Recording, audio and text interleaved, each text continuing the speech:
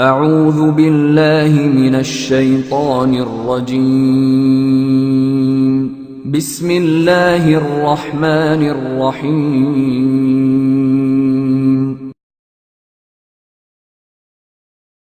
يا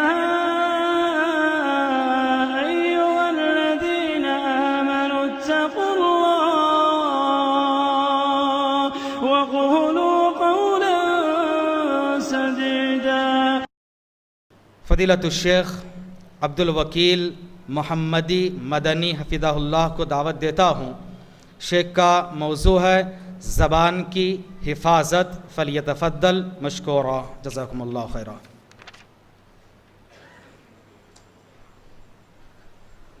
السلام علیکم ورحمۃ اللہ وبرکاتہ. الحمد للہ رب العالمین والصلاة والسلام علی اشرف الانبیاء و امام المرسلین نبینا محمد وعلی آلہ وصحبہ ومن سن بسنتہ الی یوم الدین. اما بعد. اعوذ باللہ من الشیطان الرجیم. قل انما حرم ربی الفواحش ما ظهر منها وما بطن والاثم والبغی بغیر الحق وأن تشركوا بالله ما لم ينزل به سلطانا وأن تقولوا على الله ما لا تعلمون. صدر محترم، معزز علماء کرام، ذمہ داران جماعت جمعیت اور حاضرین مجلس، جیسا کہ آپ کو معلوم ہے کہ جو مجھے عنوان دیا گیا ہے وہ ہے زبان کی حفاظت. انسان کے جسم میں جتنے اعضاء ہیں، جتنے جوارح ہیں، ان میں سب سے خطرناک انسان کی زبان ہے. جو اس کی حفاظت کر لے وہ نجات پا گیا، اور جو اس کی حفاظت نہ کرے وہ تباہ اور برباد ہو گیا. پیارے رسول صلی اللہ علیہ وسلم نے فرمایا من صمت نجا. جو انسان خاموشی اختیار کرتا ہے تو وہ نجات پا جائے گا. آج ہم مسلمانوں کی سب سے بڑی مصیبت یہ ہے کہ ہم گفتگو کرنے کو، بات چیت کو، زبان کے زیادہ استعمال کو قابلیت کا معیار تصور کرتے ہیں. یہ سمجھتے کہ جس کی زبان جتنی تیز چلتی ہے، جو زیادہ گفتگو کرتا ہے، جو زیادہ اپنے آراء اور افکار کا اظہار کرتا ہے، وہ بہت قابل ہے. جبکہ پیارے رسول صلی اللہ علیہ وسلم نے اپنے اس حدیث میں خاموشی کو، عدم گفتگو کو، بات چیت نہ کرنے کو نجات کا، کامیابی کا ذریعہ قرار دیا، سبب بتایا. اور پیارے رسول صلی اللہ علیہ وسلم کی ایک اور روایت ہے کہ آپ صلی اللہ علیہ وسلم نے ارشاد فرمایا جو مسلمان دو چیزوں کی حفاظت کی ذمہ داری لے لے، دو چیزوں کو محفوظ کر لے، میں اس کے لیے جنت کی ضمانت دیتا ہوں. پیارے رسول صلی اللہ علیہ وسلم نے دو چیزوں کی وضاحت کرتے ہوئے کہا کہ جو اپنی زبان کی اور شرمگاہ کی حفاظت کر لے، اپنی شرمگاہ اور زبان کی حفاظت کر لے، میں اس کے لیے جنت کی ضمانت دیتا ہوں. تو گویا کہ زبان کی حفاظت کرنا، زبان کو اللہ تعالیٰ کے ذکر میں، خیر کے کاموں میں، معروف کے علاوہ لایانی کاموں سے، لایانی گفتگو سے بچانا، یہ جنت میں جانے، جنت میں داخل ہونے کے اسباب میں سے ایک بہت بڑا سبب ہے۔ اور جو لایانی گفتگو کرتا ہے، بیکار باتیں، بیکار گفتگو بسا اوقات جنت میں جانے کے لیے رکاوٹ کا سبب بنتی ہے۔ ایک انصاری صحابی کا انتقال ہو گیا، صحابی ہیں، پیارے رسول صلی اللہ علیہ وسلم کے پیچھے نمازیں ادا کرنے والے، غزوات میں شریک ہونے والے، صحابی کا انتقال ہوتا ہے تو ان کی ماں نے کہا ہنی اللہ بالجنہ، ان کے لیے جنت کی بشارت ہو، جنت کی خوشخبری ہو۔ پیارے رسول صلی اللہ علیہ وسلم کے ساتھ رہنے والے صحابی کا انتقال ہوتا ہے، اس کی بنیاد پر جنت کی بشارت دی تو پیارے رسول صلی اللہ علیہ وسلم نے سوال کیا، پوچھا تمہیں کیا پتا کہ یہ جنت میں داخل ہوں گے؟ تمہیں کیا معلوم کہ یہ جنت میں داخل ہوں گے، جنت میں جائیں گے؟ لعلہ تکلم فیما لا یعنی، شاید ہو سکتا ہے کہ انہوں نے ایسے کام کیے ہوں، ایسے اعمال کیے ہوں جو جنت میں داخل ہونے کے لیے رکاوٹ بنتے ہیں، جنت میں جانے پر روک لگاتے ہیں۔ لعلہ تکلم فیما لا یعنی، ان کاموں میں سے ایک کام یہ ہو سکتا ہے کہ کبھی لا یعنی اور بیکار گفتگو کی ہو، کبھی بیکار گفتگو میں اپنی زبان کا استعمال کیا ہو۔ بیکار گفتگو کرنا، لا یعنی باتیں کرنا، یہ جنت میں جانے سے آڑ اور رکاوٹ بنتا ہے۔ او بخل بما لا یضر، ہو سکتا ہے کبھی مانگنے والے سے ایسی چیز انہوں نے روک لی ہو کہ اگر وہ دے دیتے تو انہیں کوئی نقصان نہ ہوتا، ان کے مال میں کوئی کمی واقع نہ ہوتی، دولت میں کمی واقع نہ ہوتی، اگر مانگنے والے کو دے دیتے، شاید اس کے دینے میں بخل سے کام لیا ہو۔ یہ دو کام ایسے ہیں کہ جو مسلمان ان کاموں کو کر لے، یہ کام جنت میں جانے سے رکاوٹ بن جاتے ہیں، انسان کو روک دیتے ہیں۔ پیارے رسول صلی اللہ علیہ وسلم کے زمانے میں اسود ابن اسرم رضی اللہ تعالی عنہ کہتے ہیں، قحط کا زمانہ تھا، بارش رک گئی، لوگ بھوک کی شدت سے برے حال میں تھے۔ اسود ابن اسرم رضی اللہ تعالیٰ انتہائی موٹی تازی اونٹنی لے کر مدینے میں داخل ہوتے ہیں۔ لوگوں نے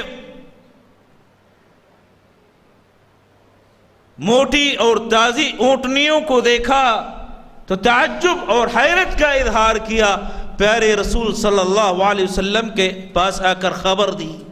پیارے رسول صلی اللہ علیہ وسلم اونٹنیوں کے پاس آئے، قحط کا زمانہ تھا، غذا کی قلت تھی، آپ صلی اللہ علیہ وسلم نے سوال کیا، پوچھا کہ یہ اونٹنیاں کیوں لائے ہو؟ کہا کہ ان کے بدلے میں ایک غلام خریدنا چاہتا ہوں، غلام خریدنا چاہتا ہوں، غلام حاصل کرنا چاہتا ہوں۔ پیارے رسول صلی اللہ علیہ وسلم نے صحابہ سے پوچھا کہ تم میں سے کس کے پاس غلام ہے؟ کس کے پاس غلام ہے؟ کہا گیا کہ عثمان ابن عفان رضی اللہ تعالی عنہ کے پاس ایک غلام ہے۔ پیارے رسول صلی اللہ علیہ وسلم نے عثمان ابن عفان رضی اللہ تعالی عنہ کو حکم دیا کہ غلام کو حاضر کیا جائے، غلام کو لایا جائے۔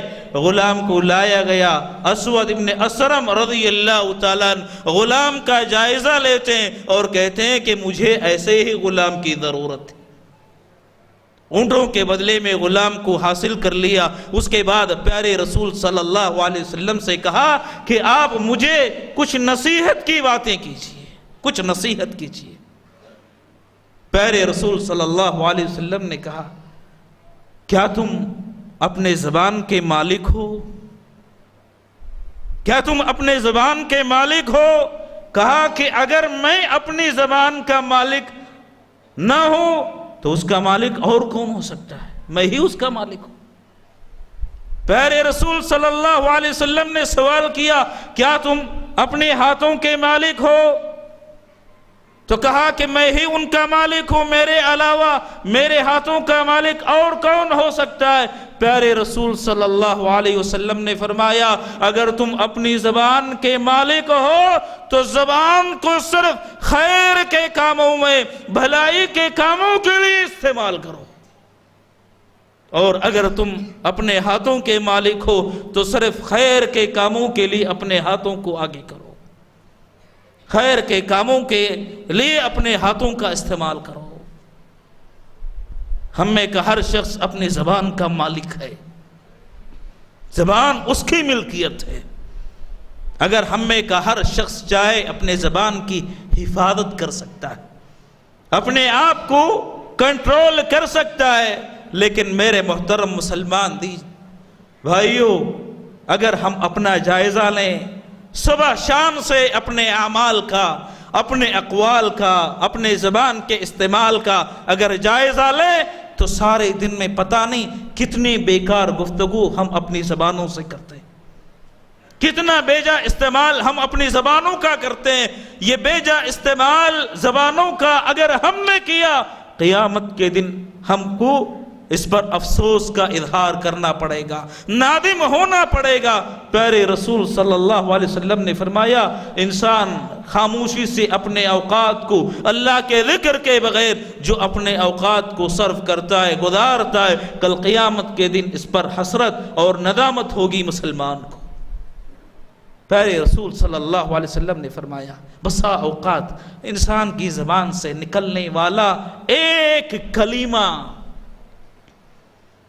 انسان کی زبان سے ادا ہونے والا ایک جملہ جہنم میں لے جانے کا سبب بنتا ہے۔ ایک کلمہ، ایک جملہ۔ کوئی مسلمان ہے، ہم نے کہہ دیا کہ وہ کافر ہے۔ کوئی موحد ہے، ہم نے کہا وہ مشرک ہے۔ کوئی سنت پر عمل کرنے والا انسان ہے، ہم نے کہا کہ وہ بدعتی ہے۔ کسی کے بارے میں حکم لگایا وہ منافق ہے، وہ فاسق ہے، وہ فاجر ہے، اللہ تعالیٰ اس کی مغفرت نہیں کرے گا۔ اتنا خطرناک جملہ ہے۔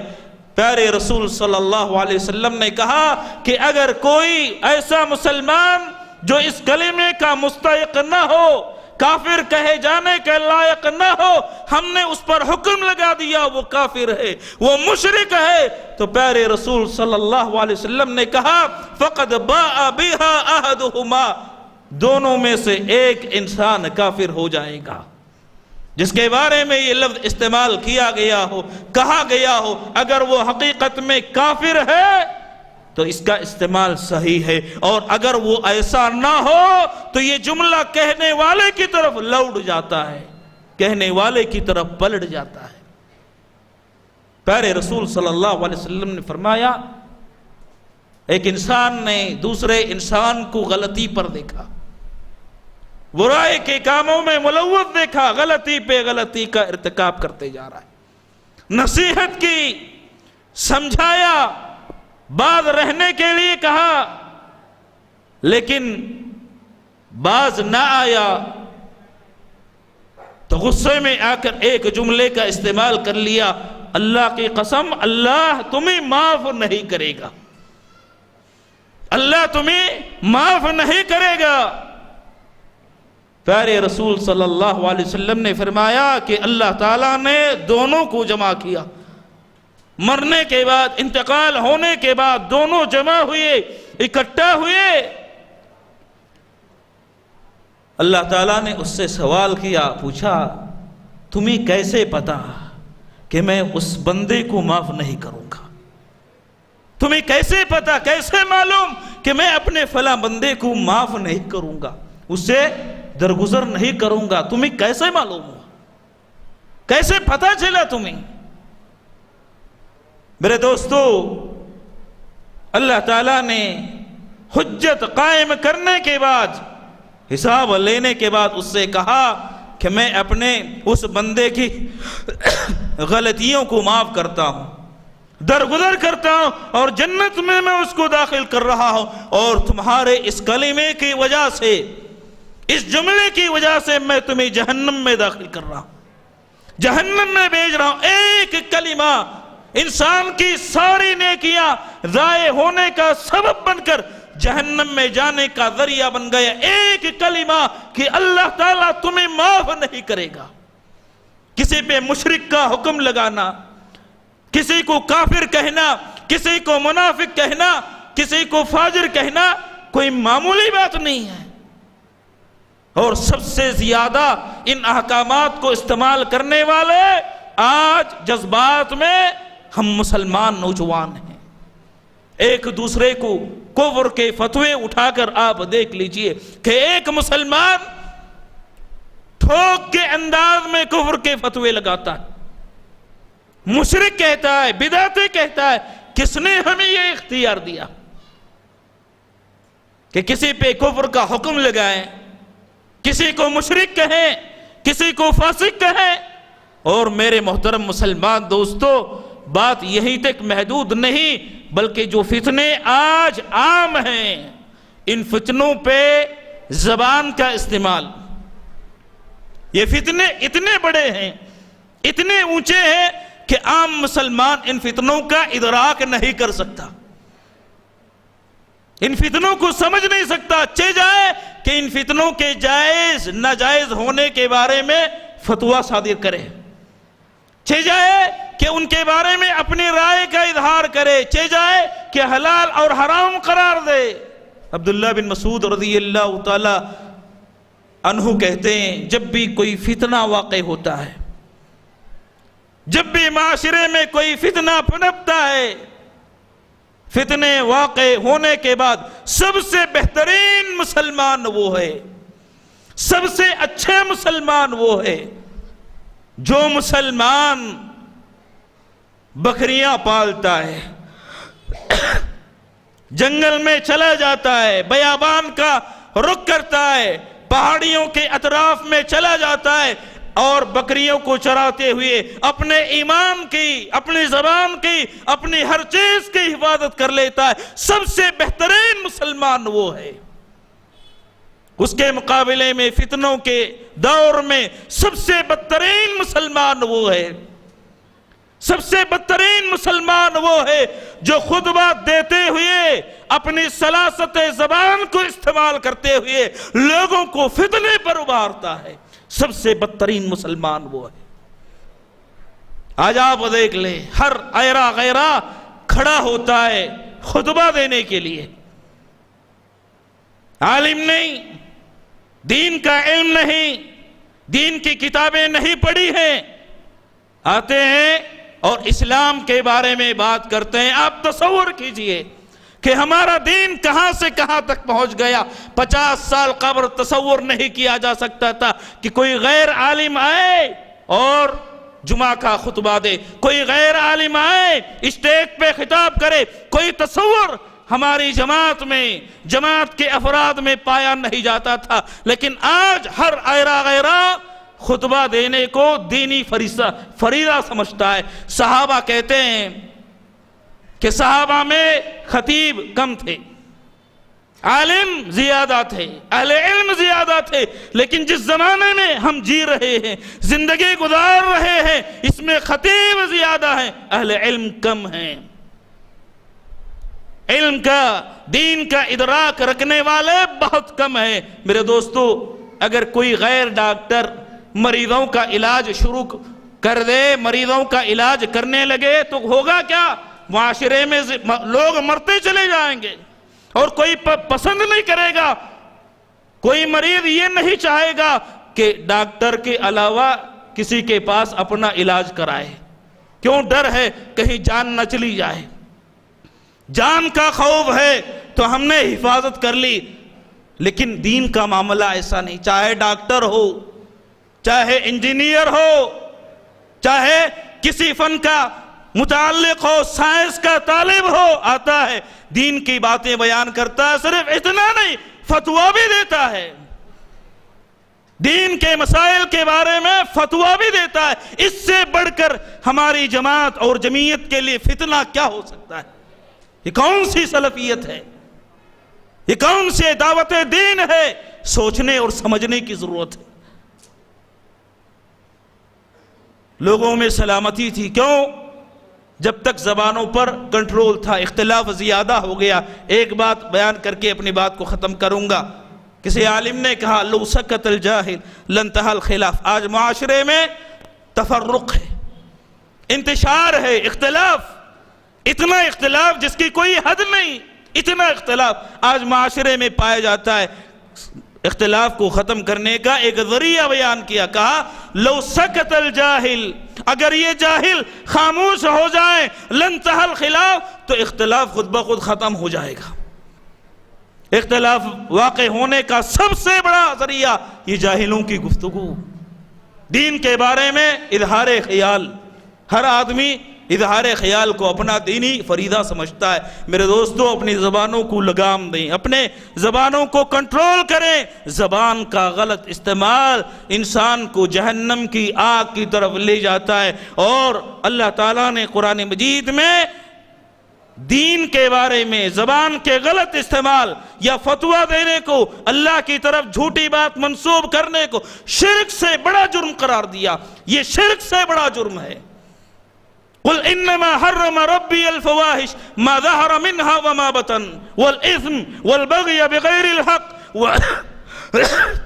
وان تشرکوا باللہ ما لم ينزل به سلطانا وان تقولوا علی اللہ ما لا تعلمون.